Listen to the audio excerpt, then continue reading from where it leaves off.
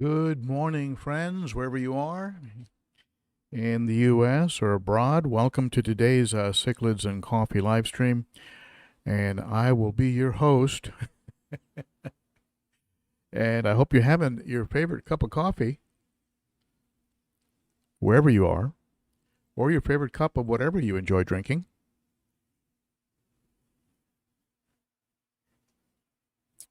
On this beautiful Saturday morning.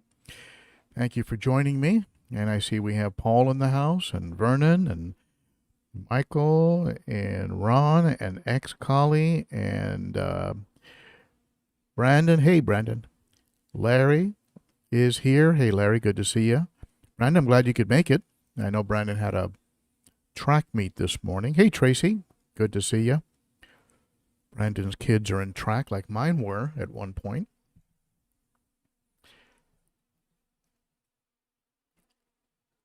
I sent you an email, Brendan, about how you spend a whole day there, right? 10 hours for about 3 minutes of watching your children compete.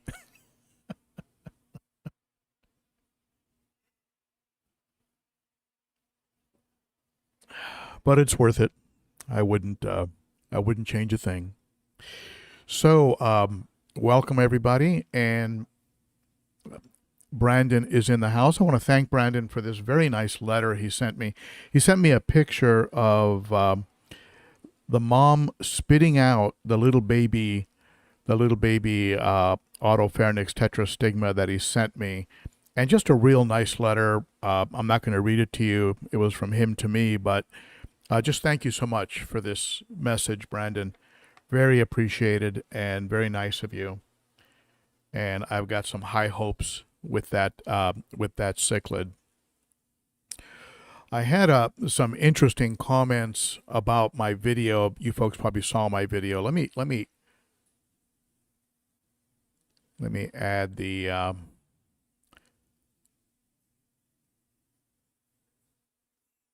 let me add the thumbnail here. You can see it. If it lets me do that, hold on. Go downloads. Up. It's might be overloading the system here a little bit. Hold on.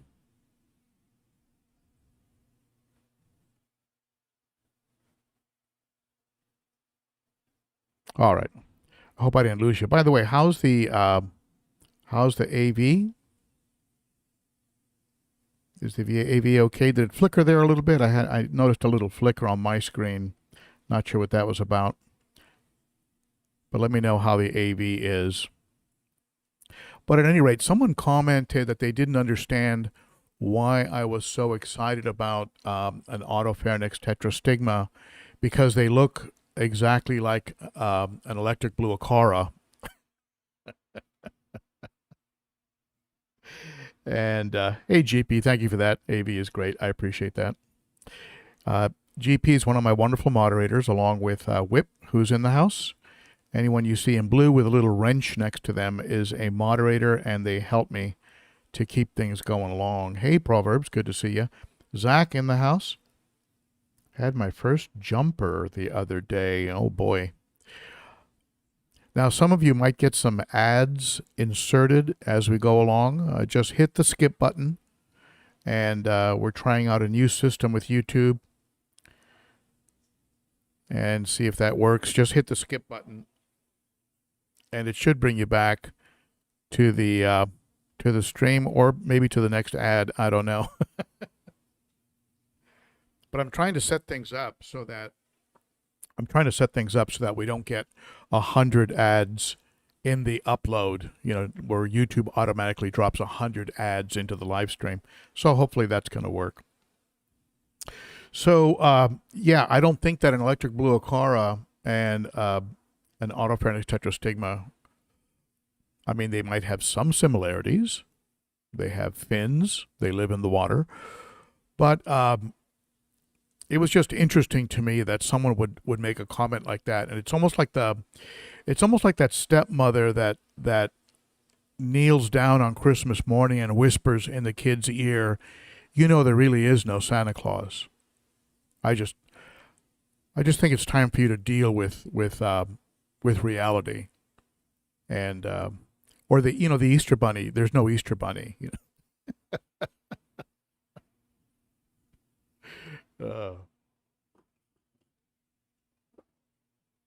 Under another video recently, I got a comment about peacock aggression, and how a couple folks shared their experiences with peacocks, and boy oh boy, it really aligned with what I've experienced with peacocks. And the I really think that if you really want the best shot at getting a tank full of beautiful peacocks, my tip for you would be to get the biggest tank you can, minimum 125. You get about 3 or 4 of the peacocks you want. Get 3 or 4. Get 3 or 4 Benga Sunshines, 3 or 4 bicolor 500s, ruby reds, flavescents, red shoulders. Get a variety. Get a variety of peacocks. Maybe 3 or 4 of each, very young, so they're very affordable. And grow them out, and then over time, cull out the ones that you don't want. Maybe you don't want the females. Maybe you do. I don't know. But maybe you cull out the females and the less colorful, and then end up with a tank that's heavily stocked and full of showstoppers, the ones that blossomed and became the most beautiful, right? But try and grow them out, put a bunch of them in there, right? Like maybe 40, maybe 50. But remember, they're like an inch, right? And little, and start culling over time. They all grew up together, and you're going to have a heavily stocked tank with fish that grew up, and so many of them that the aggression will be spread around, and it'll be hard to claim a territory. Put in some line of sight breaks, maybe some tall decor here and there, maybe some tall artificial plants here and there, just for line of sight breaks. Maybe a few caves. You'd be surprised. Even peacocks sometimes will go in a cave if they want to catch a breath. But I think that would be the best chance. Peacocks, in my opinion, peacocks are far more territorial and far more vicious. The fish behind me here in the 300-gallon, they seem to establish the pecking order, and once it's understood that you are in this position, they back off. They kind of like, okay, now we have an order here. This is why it's so important to get like a nice tank boss. If you get a benevolent tank boss, I can't tell who the boss is here. Sometimes it's the Rhodesiae yellow. Sometimes the Kawingi will kick his butt and send him scurrying. It's hard to tell really who runs the show over here, and who just doesn't want to bother getting into a hassle. But you need a benevolent tank boss, a good tank boss. I used to have a Venusis. They used to break up fights, and then he'd go about his business. But if anybody got into it with anybody else, he'd come in and like, hey, don't make me pull out the fin and give you one, right? And so he was a great tank boss. Unfortunately, I had to get rid of him when I left California. I could have tried bringing him across the country, but I didn't. But at any rate, I thought it was very interesting, some of the comments I got on peacocks, and it sort of aligned with my anecdotal experience.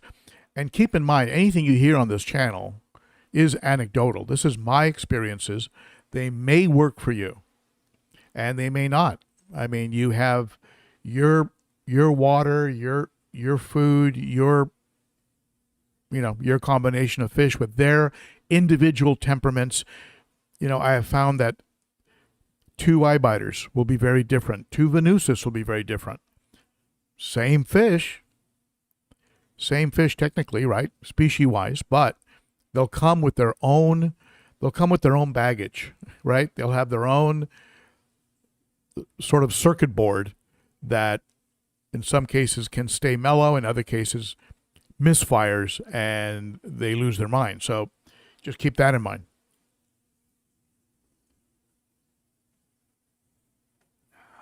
Salient in the house, another one of my wonderful moderators. Thank you, Salient, for being here. And let's see, Raisin Fishes is here. Hey to you, my friend. Alishan A.S. How's it going there, buddy? The OB peacocks are very aggressive as they have Mabuna genes. Absolutely. There's a reason why you see no OBs behind me. And I've had some beautiful OBs. One of my first cichlids was a classic orange blotch with blue in the face and throughout the body, had little bits of blue. Gorgeous. If you go into some of my older videos, 5 years ago, 6 years, maybe 7, 8 years ago, you'll see this beautiful OB that I had him for many years. I called him the old man, and he finally passed away. I think I lost him in a battle that I had with Colomaris. I think that's when I lost him. But he was around a long time. Very mellow. Then my OBs after that, like I had a Skittles OB I picked up from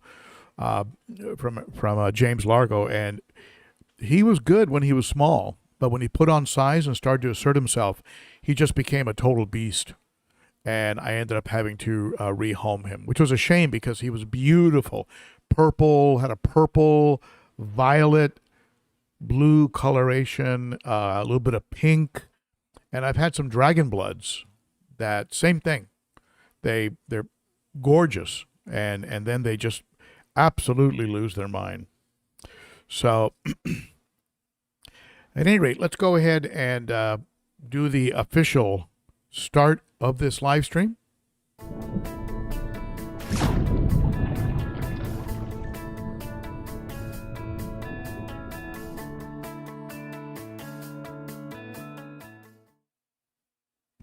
Okay. Now let's do a couple shout outs, and then we'll be commercial free the rest of the time here. Quick shout out to my wonderful monthly supporters, and I'm talking, of course, about my Patreon Garage Gang members. Thank you very much for the ongoing monthly support. As I like to say, it helps out in more ways than you know, and it starts for as little as $3 a month. Details are in the description, and you do get your name on this very cool list. Thank you to my friends over at Aquarium Co-op for all their backup and support. They have been a real friend to the channel. And of course, I'm talking about Zenzo and Corey and Candy and Jimmy and just a great group of people at the co-op. They have been just a lot of help.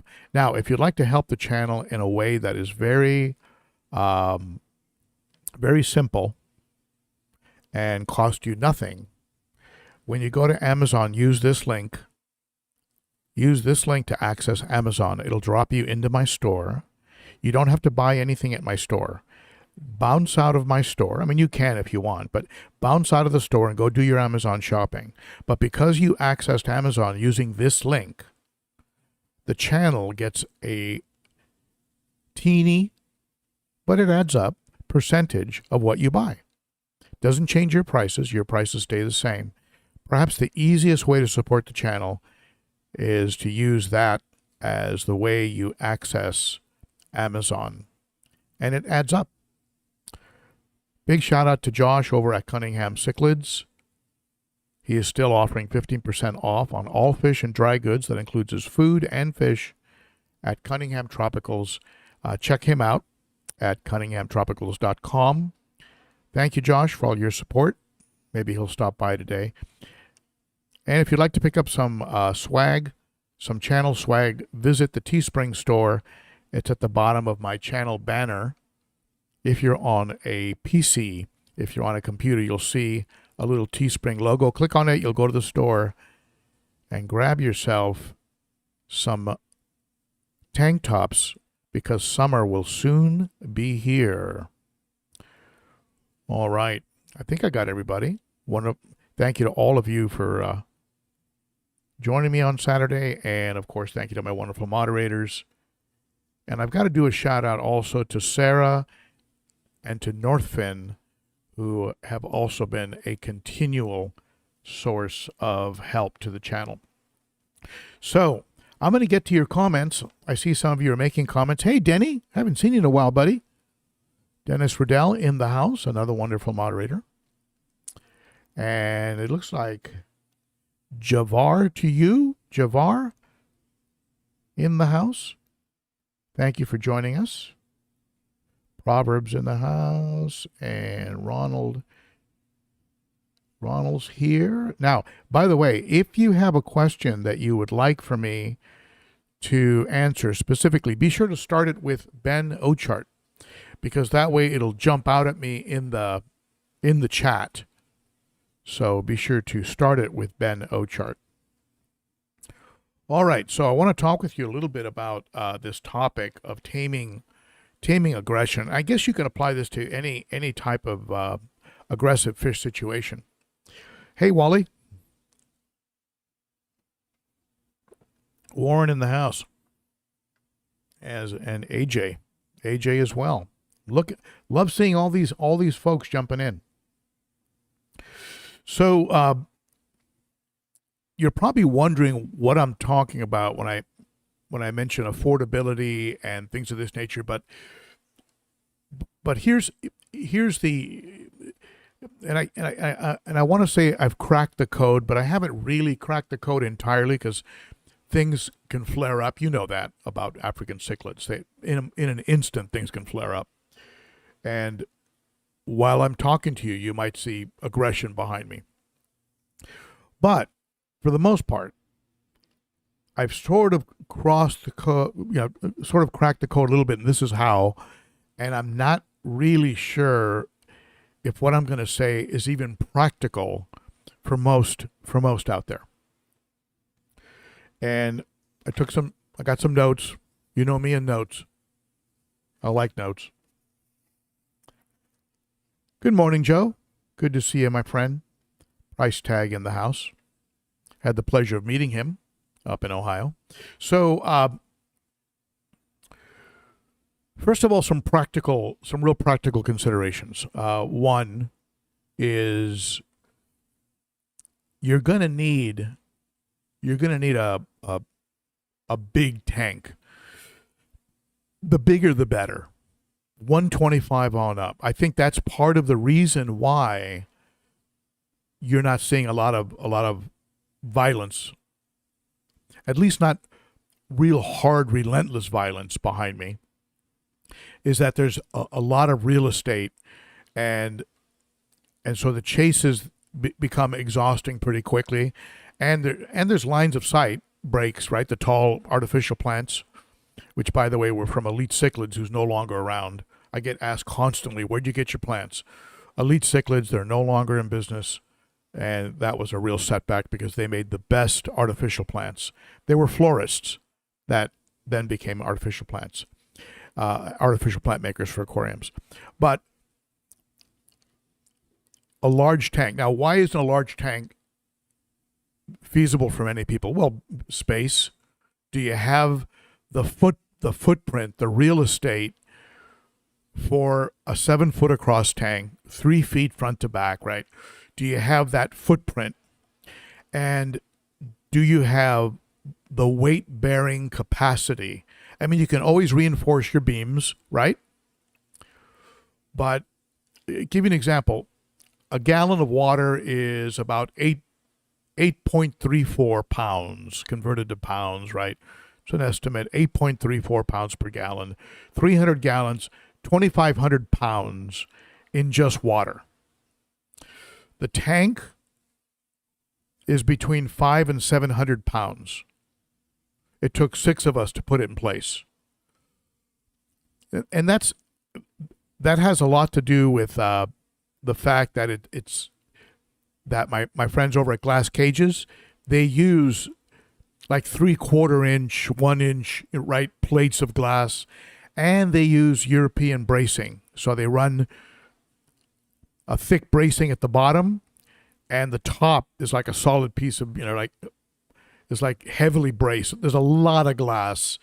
So what are we talking about? Now add in another 25 gallons conservatively between sump. It's a 40-gallon breeder, about 2/3, say 30 gallons plus 5 gallon so another 35 gallons in sump and canister. Now put in your substrate.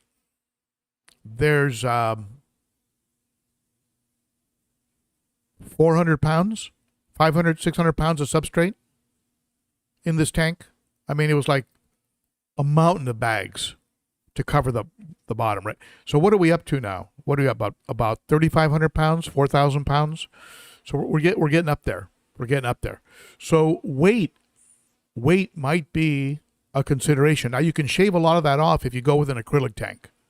An acrylic tank with 2 canisters instead of a sump, or something like that. You can shave weight different ways, right? But weight is going to be a limiting factor. The size of the tank, a limiting factor, and then the cost of all of that, right? You contact Glass Cages. You say you want a 300-gallon tank. You're right out of the gate. You're probably at around $2,500, $2,000 to $2,500, somewhere in there. Now you put in the sump, you put in the pumps, the Shisei pumps. There's $300 there if you have a 2-pump system. So it really starts to, before you know it, you're sitting at about $7,000. Now that's not that expensive compared to some saltwater setups. You want to create a little a coral reef, you're going to be up around $10,000 real quick. So you have size, weight, cost, and we haven't even gotten into stocking. We haven't even stocked the tank yet. Now, I'm not trying to discourage you. Look at everything I tell you right now, put an asterisk next to it, and at the bottom, next to the asterisk, write, do it anyway.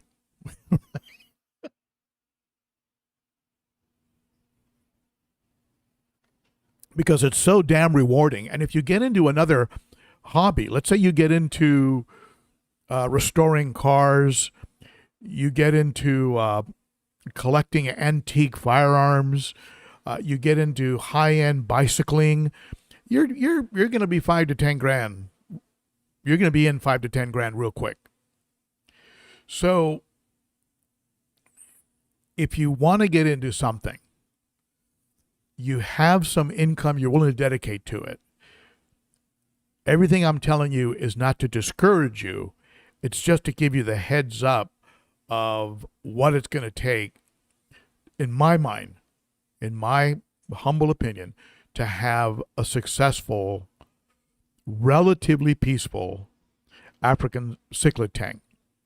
In my case, no, I didn't mix Mabuna, peacocks, and haps. I have some Plastidechromis. I have some,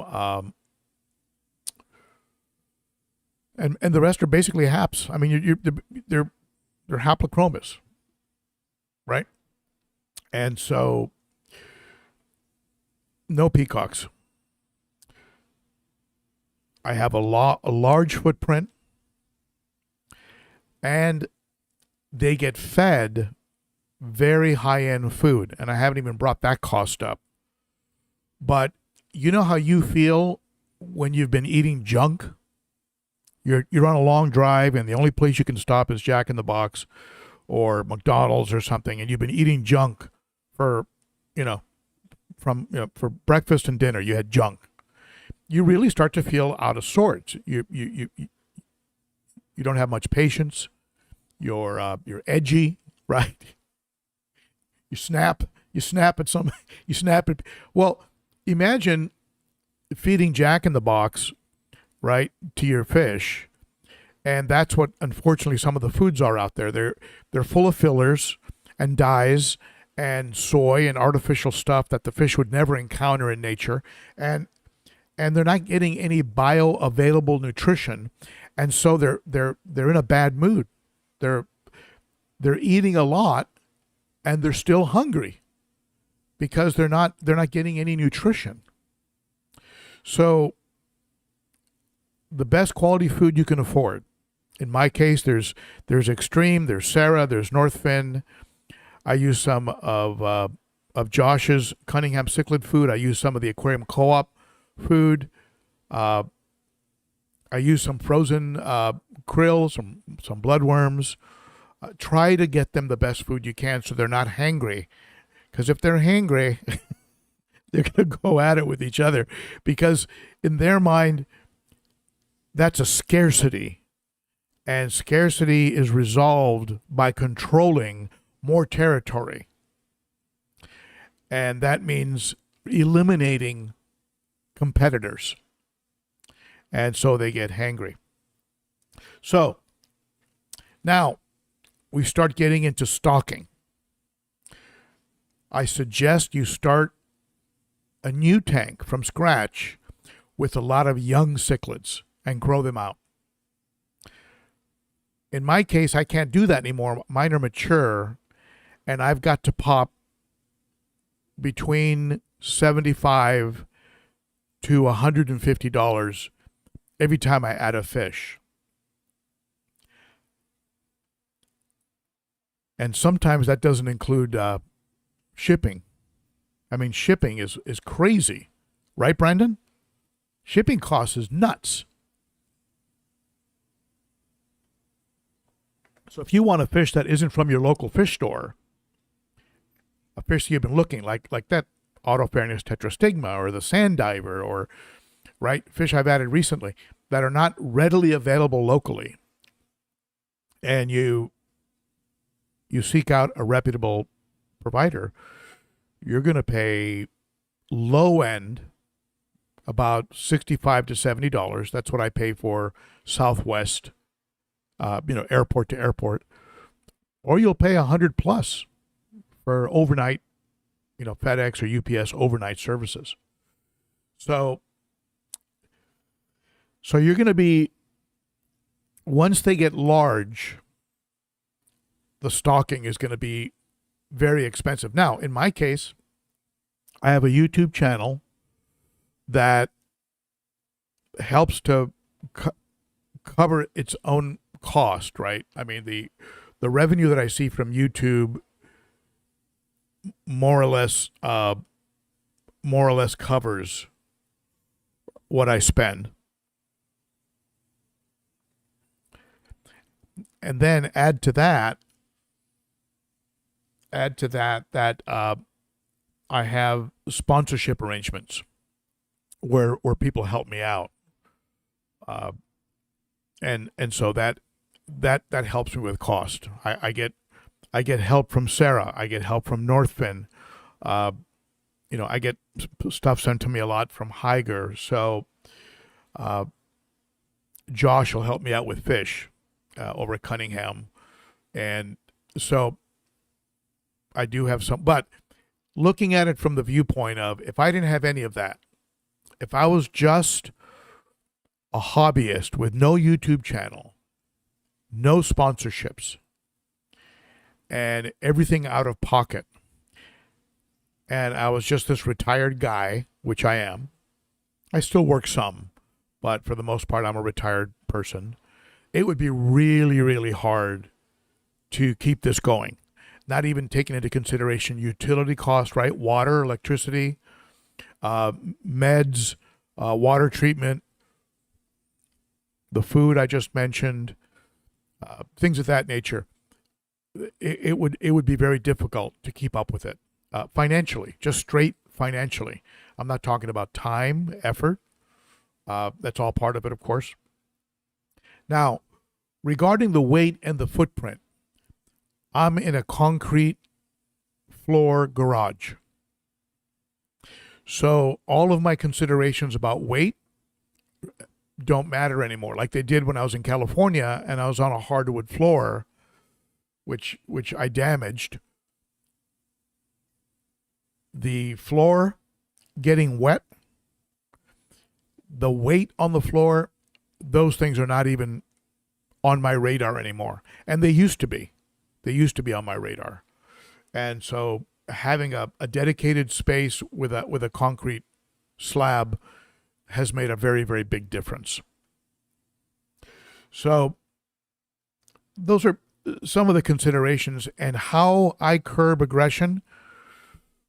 A large tank, a relatively well-stocked tank, and the immediate zero tolerance removal and replacement of a jerk. If I get a fish that is a jerk, like that beautiful eye biter that I had, that eye biter was a beautiful fish. And it was like heartbreaking to get rid of him. But I had to.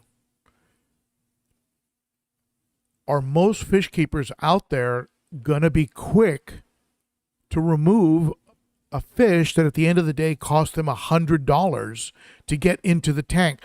Probably not. They're going to be a little more tolerant, a little more patient, and probably end up with a few more fish deaths. So being able to act quickly, take the fish out, have other spare tanks to put them in. I haven't found that timeouts work, and I tried it again just to try and prove myself wrong not that long ago. Timeouts, a jerk goes back to being a jerk. So don't waste your time with timeouts. You can lower the temperature, you can dim the lights, you can rearrange the decor, you can give them a timeout.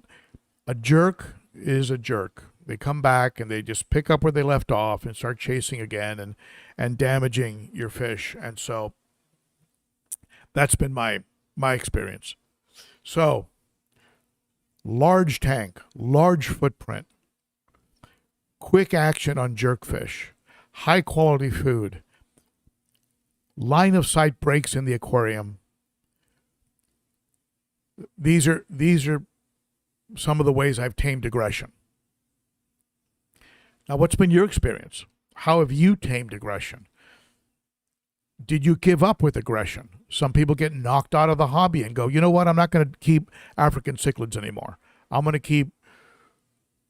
keep planted community tanks. You know, and I'm looking at my planted community. So calm, so peaceful. I mean, it's like a Zen. I'm looking at the discus. So calm, so peaceful. I mean, it's like a meditative experience. When I know behind me, there's probably a few chases going on. I mean, you've got to have the right temperament to keep African cichlids. If you're looking for Zen unicorns and rainbows, African cichlids might not be for you. South American cichlids might not be for you. Everything I'm saying, by the way, applies to the South American and Central American tank too. And I have a combination in there right now, which I'm looking at, and that some people said wouldn't work, but is working. And there's a geo in there. There's two chocolates. People tell me you can't keep two chocolates together. I got two chocolates. There's a firemouth. There's a Jack Dempsey. There's a bunch of dither silver dollars. Beautiful electric blue Ochart. A Salvini, which people told me that Salvini is going to kill all your fish. She doesn't care about the other fish. Now, in both aquariums, I have very powerful wave makers, 3,500 gallon per hour wave makers. And I'll tell you, that'll keep them on their toes and might be providing enough challenge that maybe that is distracting in the area of aggression. I don't know. It could be. Could very well be. Like this little homemade, that's just a sticker on a cup. By the way, if you want a channel sticker or a Cichlids and Coffee sticker and don't have one, just write to me at ben.o.cichlid, ben.o.cichlid at gmail.com, and I will send you a sticker.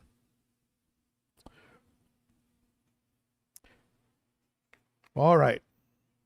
So, despite everything I said, remember, do it anyway, because it's so rewarding. And if you're going to get into a hobby anyway, you're probably going to be about that deep into it financially anyway.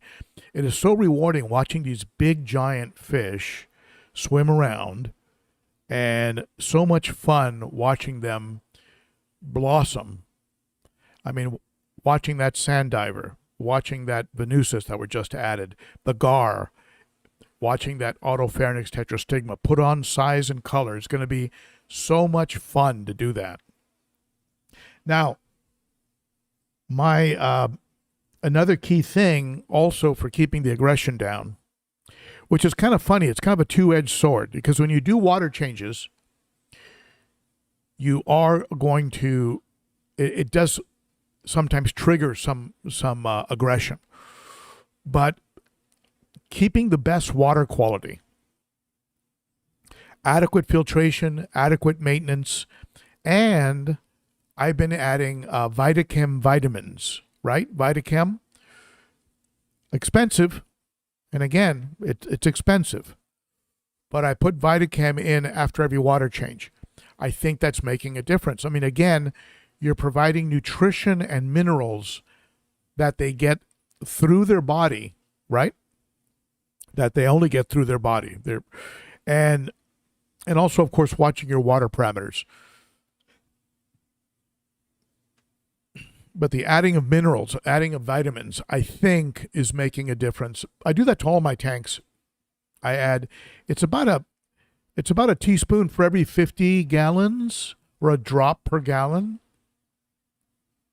So it's getting real expensive with the discus, because every time I do a two times a week water change with the discus, and yeah, I do add the vitamins every time. Maybe I could do it every other time with the discus, but they're doing great, so I'm reluctant to change anything when I'm getting good results.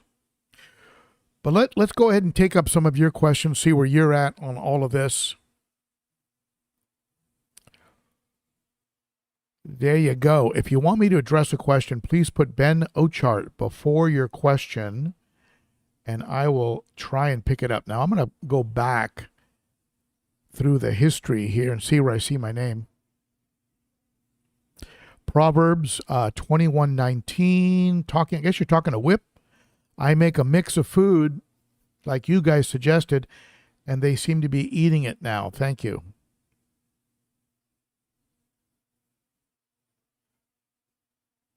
Yeah, that works. That works.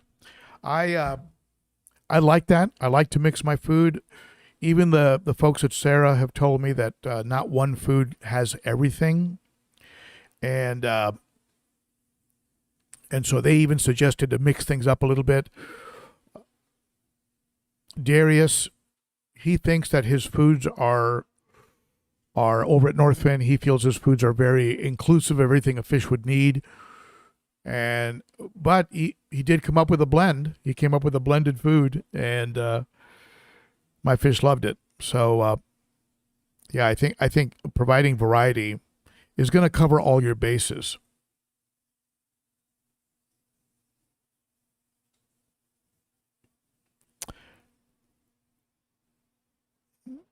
Michelle Pouliot, I just had a male Luanda kill another male this week. Ouch. You know, sometimes you get into a situation where you have a male, like for example, breeders will have a male, a dominant male, a subdominant male, and 5 or 6 females. Really brings out tremendous color in the dominant male. And sometimes that works, but sometimes it doesn't work. And you end up with with that kind of a situation. I'm sorry to hear that. Lawandas are beautiful. I wouldn't mind adding a Lawanda at some point. Really pretty fish. Can be very violent from my experience. They can really have a chip on their shoulder.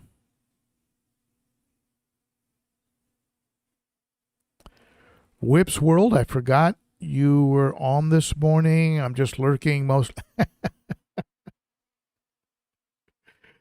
Okay. I am cruising the chat here.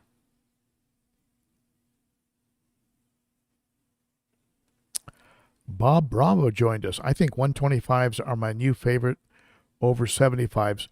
You know, you stand, you know, you get up close to a 125, or you look at a 125 from the side, and you look at the length of it. Like when I sit on the side of this tank, it's 7 feet across, and you sometimes I'll sit on the side, and it's just so cool to have that depth, to look at that depth in the aquarium. So yeah, 125 is a great size.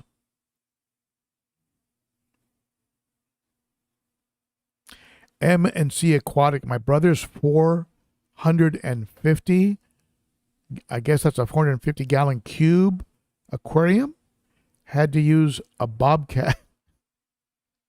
Oh yeah. 450, you probably had about 700 to 900 pounds, depending on the thickness of the glass and the bracing. Yep.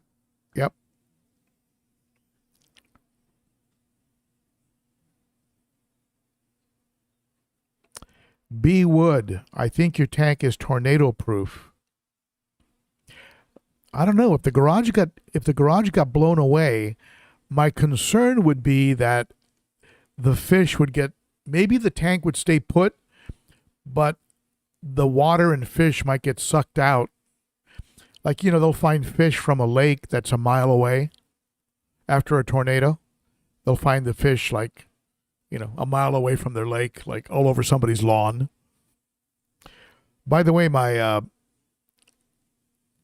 daughter's garage flooded in the last storms that we had, and after the water receded, there were fish all over the property.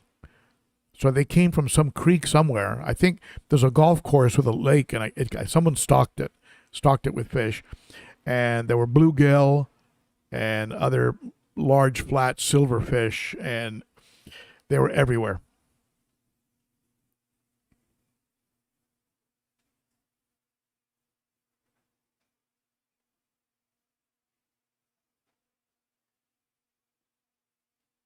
Salient, that's going to be awesome.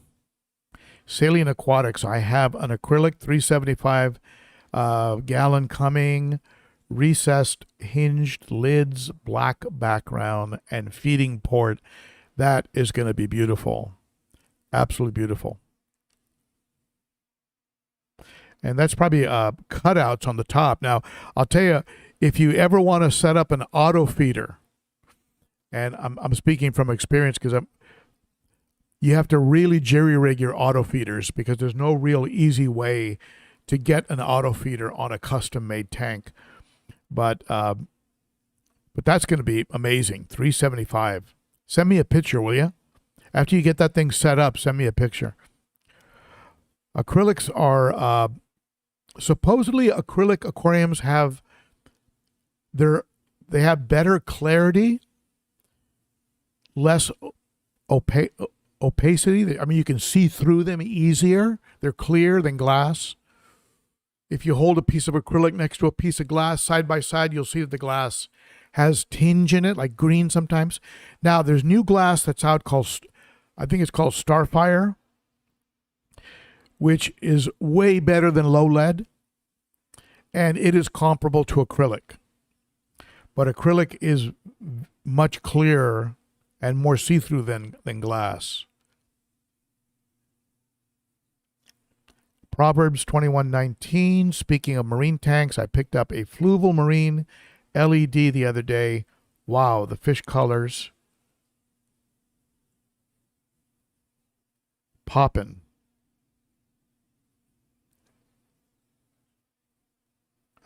It was reduced, could never afford full price. Yeah, those are cool little setups. If I was to go with if I was to dabble in salt, I would probably get something like that. Some all-in-one, kind of a plug-and-play kind of a marine tank. And those fluvels are pretty nice. I like them.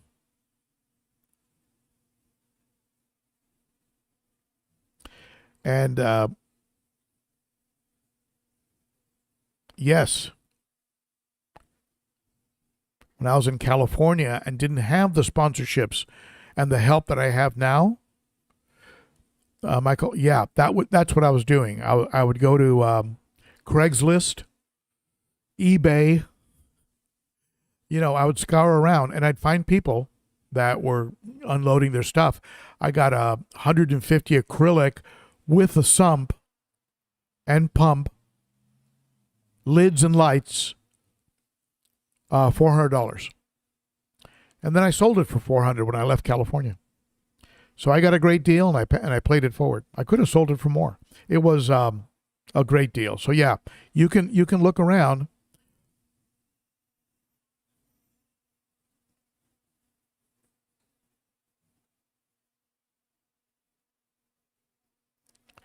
MC Aquatics, my fish won't eat North Fin or Extreme, but go nuts for NLS and Ron's. Yeah. I'll tell you, some fish are finicky.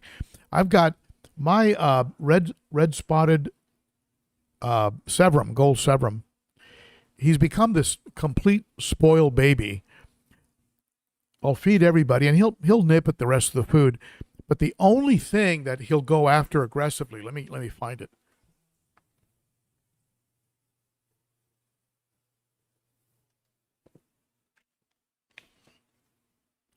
Premium earthworm pellets from Cunningham Tropicals. And so he'll wait until his earthworm pellets arrive. And let me show them to you on a full screen.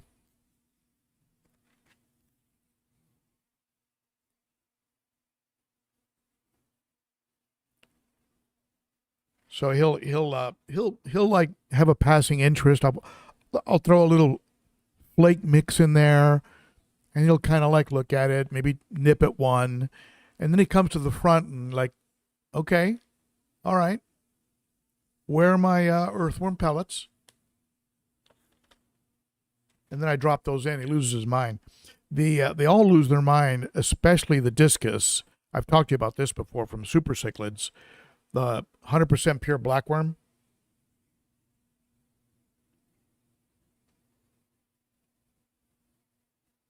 This is how I started hand feeding my discus. Man, they just lose their minds on that. All right, let's see here.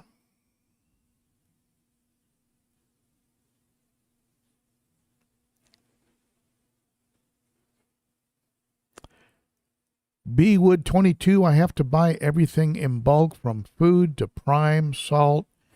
It helps. That will save you money. And that's how many gallons do you have, Brandon? How many gallons are you how many tanks and gallons do you have? Because those are, I know when you buy in bulk, are you buying the real big prime containers?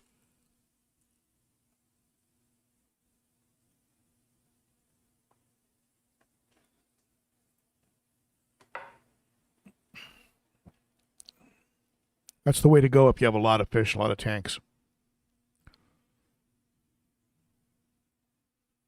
Jerry's Fish Room. Good to see you, Jerry. I have reduced down to 5 tanks and considering shutting down my 125 North American and moving my smaller Tanganykan to 125 and having only 3 tanks. Well, we all have to kind of figure out the what works in our current circumstances. I mean, I know you still work full time. You've got several beagles. I mean, you've got to figure out what fits your life. And I always tell people, when it starts to slip over into being a little much, where you make excuses, where you don't enjoy the work, the maintenance, it's time to cut back. And it's got to stay fun. First and foremost, it's got to stay fun. And I'm not sure if that's why you're cutting back, Jerry, but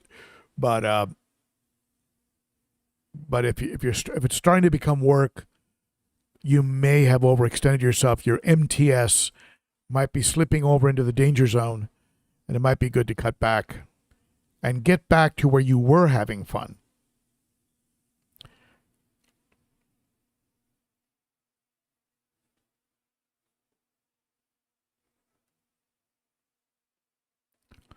I am cruising the chat. Carlos Munoz in the house. Live, love, laugh. Love that name. Carlos Munoz, live, love, laugh. It's a great name.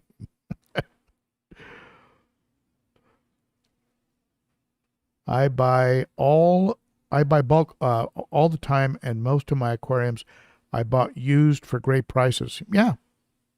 So, yeah, some of the things I'm talking about are retail. And if you're willing to shop and you're willing to,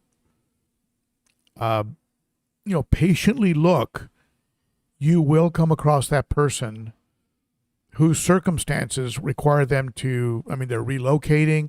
Like the people that bought stuff from me when I left California to come to Tennessee, they got great deals on the fish and the tanks. And in some cases, they were a little shocked.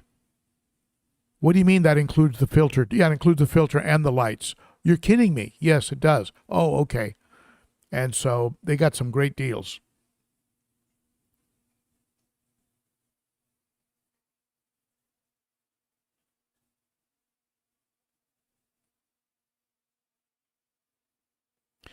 Cutting back, but will never stop. Yes, the MTS is heavy, and that is why I'm cutting back. Yeah, I get it.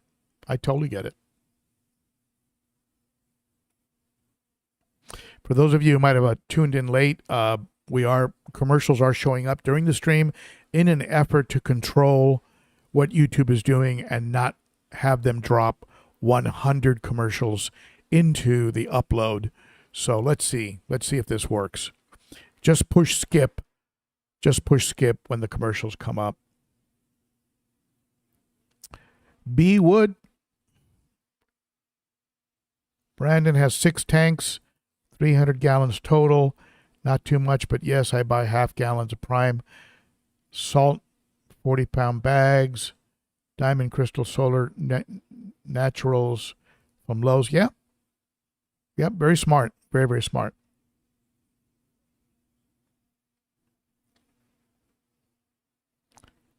Well, here's somebody who's honest. I'm about the laziest person and have about 900 gallons in the house, and I don't know why, but I enjoy maintenance and water change Saturday. I listen to you while doing it. Well, I'm glad I'm helping. When I'm done here, it's today is water change big tank day. So today I'm going to water change the 210 and the 300. And I have a pump, an electric pump, gets the water out. The longest part of the whole task is just filling them up again. And, I've got to stop and check, make sure that my hot water heater is keeping up. And that's a lot of water. I mean, again, just a third water change on this is 100 gallons, right? So that's about what I do. I change about a third. I'm not a 90% water change guy. Even in my discus, I change about a third. I think you risk pH shock, things that can go on, right? Water, temperature shift, something, pH shift. I mean, there's different things that can happen. So I'm not a massive water change guy.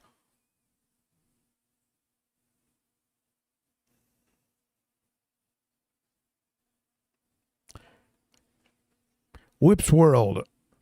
I am currently racing against time. I see my grow out 55 center brace is cracked and pulling away from the frame. Not good. Ouch. Lower your water level at least 1/3.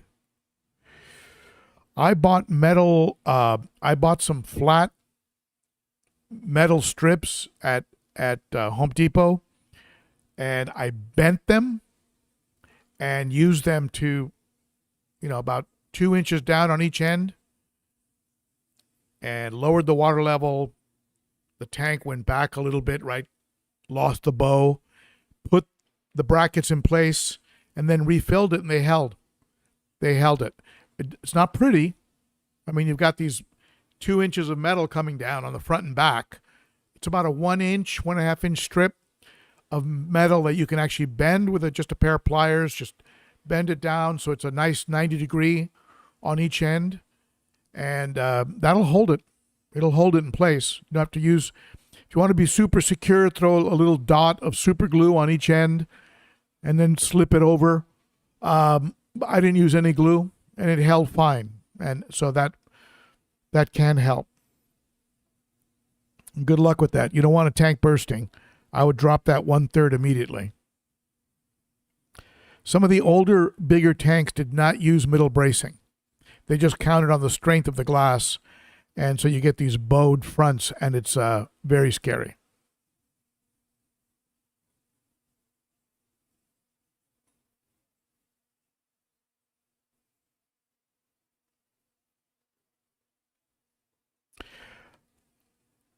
Carlos, check out my. Maybe you don't need to do this. Maybe you already know all about this, but I have some. I have a whole playlist dedicated to FX6s, and in it I disassemble, reassemble, and clean and service the impeller.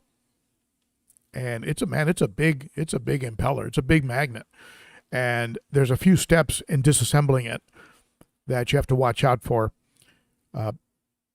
Especially when you replace the housing, you've got to really make sure those screws are in place, that they're not turning the nut that they're screwing into.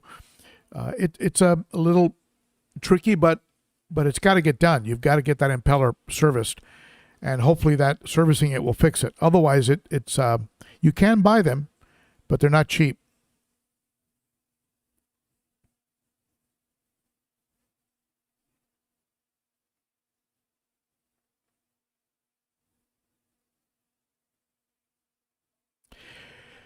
Jared, you've got a 5'120" South American. You've got a lot of choices. I mean, a sand substrate and an assortment of geos would be beautiful. Some redhead Tapajos, some Savinis, Ceraminensis if you get your hands on them. Geos would be really nice. You could put Severums in there. Even at full size, that would be big enough for them. Nice red spotted gold Severum. The red spotted gold Severums, I think, are the most peaceful. Red shoulders I've had have been a little rough. Doesn't mean that you can't get a peaceful one. What do you think, folks? What would be a good stock combination for South Americans for a tank that size?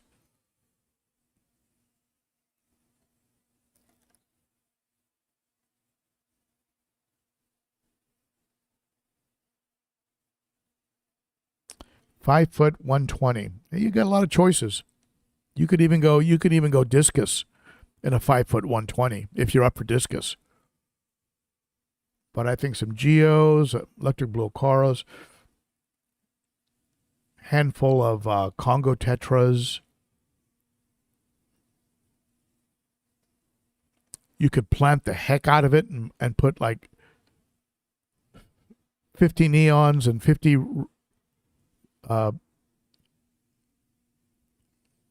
rummy nose in there. A lot of Cory cats.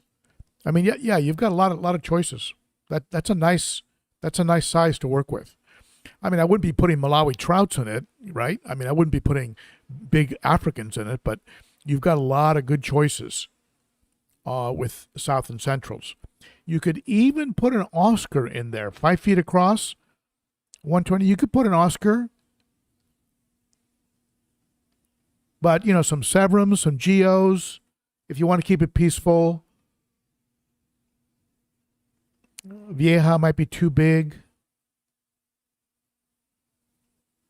You could go with a Jack Dempsey, get a small one. It'll take 10 years for them to put on size. Might be a little bit too aggressive for your taste. I mean, you've got a lot of different ways to go.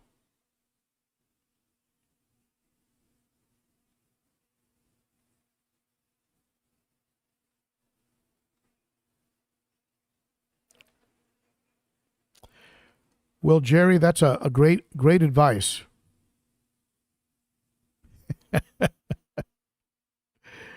My Fish Tank Aquatics, GM Whip Layla won her soccer game this morning. Oh, very cool. All right, we're talking about family, kids, and sports. I had a boy in track. I had 2 travel ball baseball players. My daughter was playing fast pitch softball. I mean, my wife and we were all over LA County every weekend. And looking back, I wouldn't change a thing.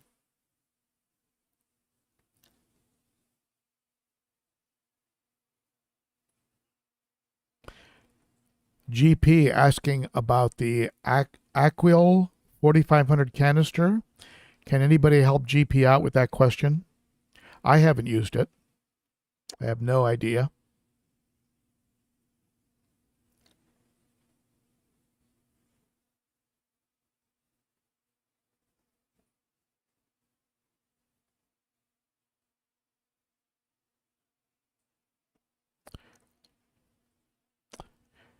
Hey, Whip, if you're going to be driving through Nashville, stop by and I'll give you half a dozen bristlenose plecos. I've always got a whole bunch of them. If you want some bristlenose.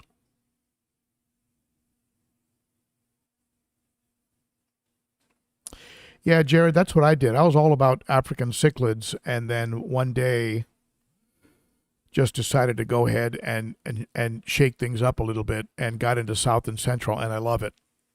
I love the South and Central Americans. I mean, they're very different, and I find them overall, now that's my combination of fish, pretty peaceful. I mean, granted, there isn't a doveye in there, right? There's no jaguar, there's no black nasty, I don't have the notorious ones in there, but overall, they've been pretty good. I think I have had to pull some out. I did have to pull out the red tear. I had to rehome. A zonatus, a type of vieja, beautiful blue vieja. Zonatus, Zonatus, gorgeous variety of vieja, but unhinged. But overall, they've been pretty good.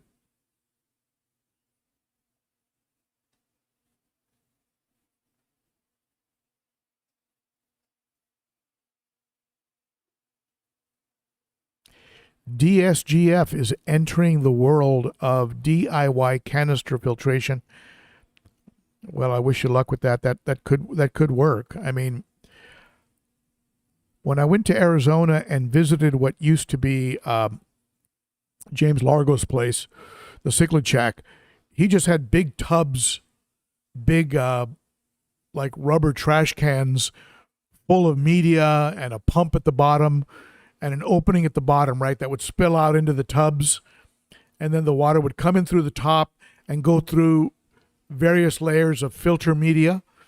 And then at the bottom, there was an area where the pump would then pump the water out. It was like a gravity. I think it was maybe gravity. Yeah, the pump was inside the tub. No, the pump was inside the big like aquarium, like above ground aquarium.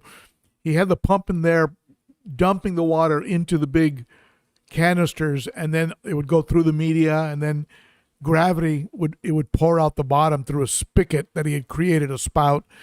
Anyway, yours will probably be you'll probably have yours with a vacuum, so it'll probably be a little bit different, a little bit more efficient.